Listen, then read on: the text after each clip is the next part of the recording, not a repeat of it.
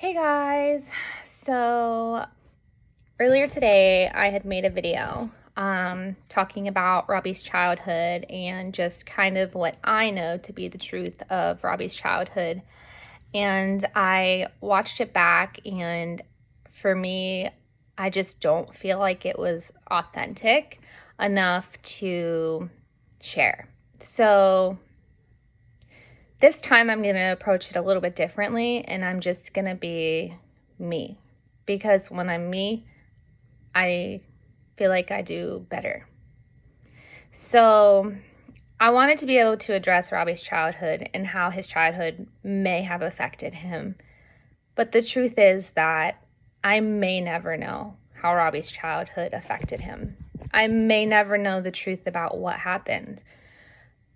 I have asked so many questions, and there are so many questions that just don't have answers.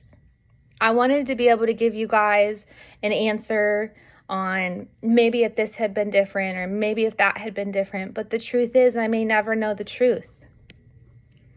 When Robbie was a child, his biological mom raised him from the time he was born until roughly 9 years of age. I believe she left when he was 8, and during that time she was in and out. I know she was homeless, and I know that there wasn't really a stable relationship between the two of them at that time. I know during the kids' childhood that she had accusations against her from CYS. I know that she was accused of shaking one of her kids, and I know that she was accused of busting open the lip of another one. And for me, none of that will ever make sense. I've seen it on paper, but I'll never know the truth. I know when it happened, I know she told my husband that it was just people who were mad at her, and him being on the spectrum, I don't think that he really realized like what that's like. I know that he's told me that he just thought it was protocol that when abuse is alleged that they follow you for 6 months. I know that there was a lot of questions surrounding like what was going on, but for him, he just wasn't really around. And I've tried to challenge his thinking and ask him those hard questions, but he really just doesn't have the answers. The reason why he's so quiet is because he too wonders, like, where did we fail? Like, what are we missing? And honestly, we just don't know what that is. I do know from when I came into their life, that's what I can tell you. I can tell you what I saw firsthand. Much of my kids' childhood, my husband was working 12 to 14 hours, 6 days a week, and on the 7th day, he generally slept. So, unfortunately, he didn't play a large role in raising his children. He really entrusted that in his ex-wife. And when he was home, he said he didn't see any red flags. He didn't see her mistreating them. He didn't see her degrading them or belittling them or like being cruel towards them. He thought she was just a normal mom. For me, I just wonder how much of that she hid. Like, I know when I moved into the home, my husband, being the good person he is, he left her leave her belongings in the home, and he held on to them for over a year, promising to keep them because she was homeless. She chose drugs and a life that was different, and she lived out of a van, and then the van was going to get repossessed because she chose that life. So then he ended up having to take back this van that was just destroyed, and his name was on it though, so that was the challenge he was faced with. It was a really difficult situation when I came in. She just wasn't a good mom. She wasn't really a good person, and my biggest regret is ever encouraging that relationship between her and the kids. I thought to myself I was doing them a solid. I thought, what mother wouldn't want to be in her kids' lives? And I thought that that would be healthy. Turns out the only reason she actually wanted to be in their life was because she just didn't want to relinquish the title of mom. It wasn't so much that she wanted to be their mother. She just didn't want me to be their mother. It hurt her to see the kids happy. And although they called me mom, basically from the beginning, they asked if they could call me mom. And I said I was okay with it if their mother was okay with it. And she chose to be like, of course I don't care if they call you mother. You'll never compete with me. You'll never replace their mother. So I was like, okay, I mean, I'm fine with that. If they want to be able to have like a universal title because my kids call me mom and I'm the one around them all the time.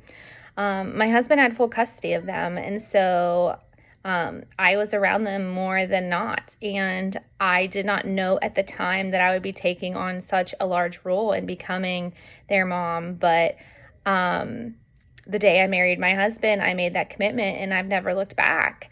I saw 3 amazing kids who I couldn't understand why their mother wouldn't be so in love with them.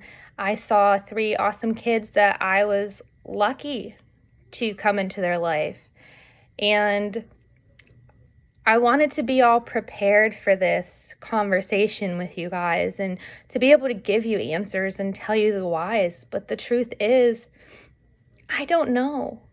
I don't know myself what happened in their childhood, and I've searched high and low for answers. But the truth is, I'll never know. And that's something I have to face and live with every day, and something I challenge. So when people make comments on my videos or on Dr. Phil's videos about what was their childhood like, I honestly can't answer you because I see what's on paper from CYS, but then I also hear my husband say he didn't see the red flags. But then he wasn't home ever. And when he was home, towards the end, they would fight a lot. And a lot of the time when they were home, their mother would pawn them off on other people. So, and the only other people I've heard any side of this from are not stable themselves. So for me, it's frustrating. So I'm not an expert, and I don't want you to feel like just because you've heard my story on a national outlet that I am in any way a professional or have all the answers, because I cannot tell you the truth about his childhood. What I can tell you is what I've seen since I've come into their life and what I've done and how I've tried to help them.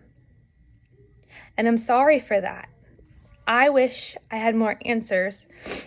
I also wish that I had saved these kids sooner, but unfortunately, it wasn't God's timing, and I'll never understand that. But I also don't want to tell you a truth that isn't mine, because I don't know. I don't know. I really don't. And if I'm going to help people and continue to make videos, I want to be transparent and authentic, and I just want to be me. And sometimes me is just not all that pretty. Sometimes I am an absolute hot mess, but I will own that hot mess. And my commitment to this cause will always be transparency, because if our story can help just one family, then it was worth it. But the truth is, sometimes we just don't have those hard answers. And sometimes we just have to understand that we can't blame ourselves. I blame myself every day, wondering, what am I missing? What did I not see? What's missing? And I just dig and dig and dig for answers. I always want to know, like, what am I missing? Somewhere in there comes the realization that you may never know. And all you can do is work with what you have and what you do know and make the best choices you can make moving forward. And that's where I'm at. So when you guys ask me, there's no real answer other than, I don't know. I wish I had a better answer, but I just don't. Anyway, thanks for listening to me rant. I will be back soon. Love you all so much. Good night.